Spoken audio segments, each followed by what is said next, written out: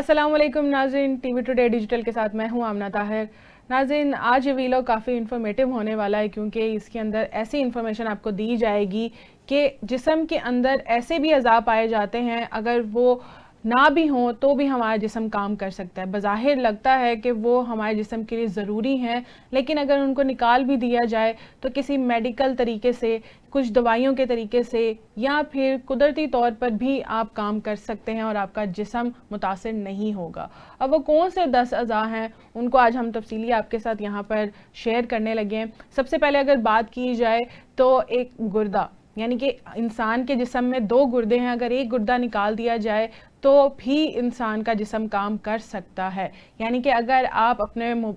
دوست کو کوئی آئی فون لے کر دینا چاہتے ہیں تو اپنا ایک گردہ بیچ کے آپ لے کر دے سکتے ہیں، آپ کا دوسرا گردہ جو ہے وہ آپ کے جسم کے اندر کام کرتا رہے گا۔ اسی طرح انسان کے جسم میں 2 پھیپھڑے ہوتے ہیں، ایک اگر نکال دیا جائے تو بھی انسان کہ جسم کام کر سکتا ہے۔ ہاں، سانس لینے میں کچھ دقت ہوگی لیکن پھر بھی آپ کا جسم کام ضرور کرے گا۔ تیسرا اعضاء اگر ہم ڈسکس کریں تو وہ ہے اپینڈکس۔ اگر اپینڈکس نکال بھی دی جائے تو بھی جسم کے اوپر کوئی اثر نہیں ہوتا۔ بہت سے لوگ ایسے بھی پائے جاتے ہیں دنیا میں جن کا اپینڈکس کا آپریشن ہوتا ہے، اپینڈکس ریموو کر دی جاتی ہے، پھر بھی ان کا جسم کام کرتا رہتا۔ چوتھا جو اعضاء ہے وہ ہے معدہ۔ بظاہر تو لگتا ہے کہ معدے کے بغیر کوئی بھی خوراک ہمارے جسم کے اندر کام نہیں کر سکتی اور خوراک جو ہے وہ ہمارے جسم تک پہنچ ہی نہیں سکتی، لیکن پھر بھی اگر کسی بیماری کی وجہ سے یا کینسر کی وجہ سے اس معدے کو ریموو کر دیا جائے جسم سے تو بھی ڈائریکٹ خوراک کو آنتوں تک پہنچایا جا سکتا ہے، اور اس وجہ سے ہمارے جسم میں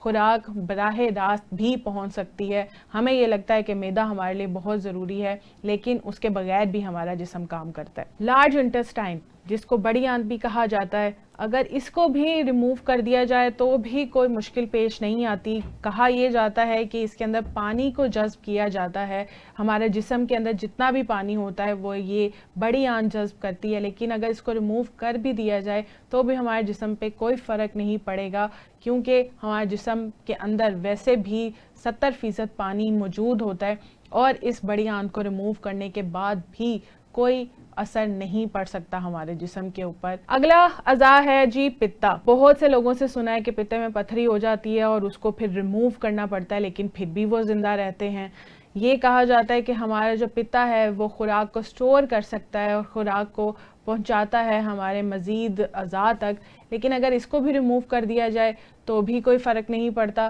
لیکن صرف آپ کو کھانے میں تھوڑا پرہیز کرنا پڑتا ہے کیونکہ کھانا ہضم کرنے کے لیے اس کا ہونا ضروری ہے۔ یہ آپ کے کھانے کو چھوٹے چھوٹے ٹکڑوں میں تبدیل کرتا ہے تاکہ ہمارا کھانا آسانی سے ہمارے جسم تک پہنچ سکے، لیکن اس کے ریموو کرنے کے بعد آپ کو کھانے میں پرہیز کرنا ضروری ہو۔ اور آخر میں اگر بات کی جائے اگلے اعضاء کی تو وہ ہے تیلی، یعنی کہ اگر اس کو بھی نکال دیا جائے تو قوت مدافعت پر تھوڑا اثر پڑتا ہے لیکن انسان پھر بھی زندہ رہتا ہے اور کوئی اس کی زندگی موت کی طرف نہیں جاتی ہے۔ یہ تمام وہ اعضاء ہیں جو بظاہر ہمیں لگتا ہے کہ ہمارے زندہ رہنے کے لیے ضروری ہیں، لیکن یہ وہ بھی اعضاء ہیں جن کے بغیر بھی ہم زندہ رہ سکتے ہیں، اور یہ اعضاء اگر ریموو بھی کر دیے جائیں ہمارے جسم سے تو بھی انسان زندہ رہنے کے قابل ہو سکتا ہے۔ یہ ڈاکٹرز کی ریسرچ ہے اور سائنسدانوں کی بھی ریسرچ ہے کہ انسان کو زندہ رہنے کے لیے ان اعضاء کے بغیر بھی رکھا جا سکتا ہے دوائیوں کی مدد سے یا کچھ ایسی